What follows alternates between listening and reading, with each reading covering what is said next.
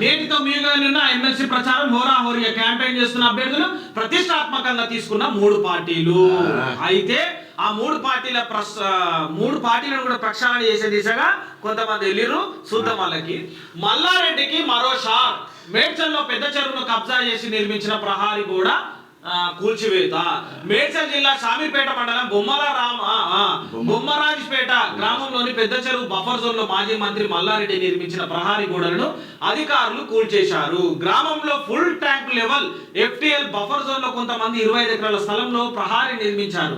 అందులో మాజీ మంత్రి బీఆర్ఎస్ ఎమ్మెల్యే మల్లారెడ్డికి సంబంధించిన సర్వే నంబర్ 408లో 7 ఎకరాల్లో ప్రహారీ ఉంది. అయితే సీఎం రేవంత్ రెడ్డిని గతంలో మల్లారెడ్డి ఏం మాట్లాడినంటే, అరే సారే బోషుడికే డీకే బోస్ ఎన్నో మాటలు మాట్లాడినాడు. తొడగొట్టి మెడగొట్టి మెడలకాయ ఏడ పడతాడు కొట్టుకుంటాడు మల్లారెడ్డి.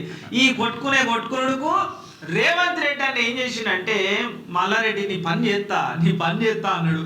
గవర్నమెంట్ వచ్చిందా? ఇక చూడు ఏమవుతుందో.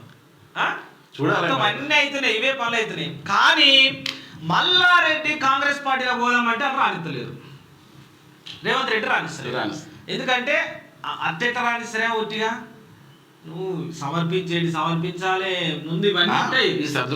సర్దుబాటు అయినాక అప్పుడు నువ్వు వచ్చి కడవ కప్పుకొని అప్పుడు మళ్ళీ ఏమంటాడు, మేమంతా ఒక గురికెళ్ళి వచ్చిన వాళ్ళము, చంద్రబాబు నాయుడు ఉన్నప్పుడు మేమంతా టీడీపీలు ఉన్న వాళ్ళము, మేము ఒకటి కామా అని చెప్పి మళ్ళీ అంటారు. పిచ్చోడోడా అప్పుడు పదవులు ఇచ్చినోడు పిచ్చోడు వీడు. ఆ పార్టీలు ఈ పార్టీల మొత్తం తెల్ల కాగితంగా ఏం తప్పేయలే అంటాడు. ఇది ఇక జీవన్ రెడ్డిపై భూ కబ్జా కేసు. జీవన్ రెడ్డిపై భూ కబ్జా కేసు. పంజాబ్ గ్యాంగ్ తో బీఆర్ఎస్ నేత బెదిరింపులు. గతంలో ఫిర్యాదు చేసిన చర్యలు అడుగు పెడితే చంపేస్తామంటున్నారు. జీవన్ రెడ్డితో నాకు ప్రాణహాని ఉంది. చేవెళ్ల పోలీస్ స్టేషన్ లో బాధితులు దామోదర్ రెడ్డి ఫిర్యాదు. 6 సెక్షన్ల కింద కేసు నమోదు. దీని మీద కూడా దృష్టి సారించాలని కోరుతున్నాం.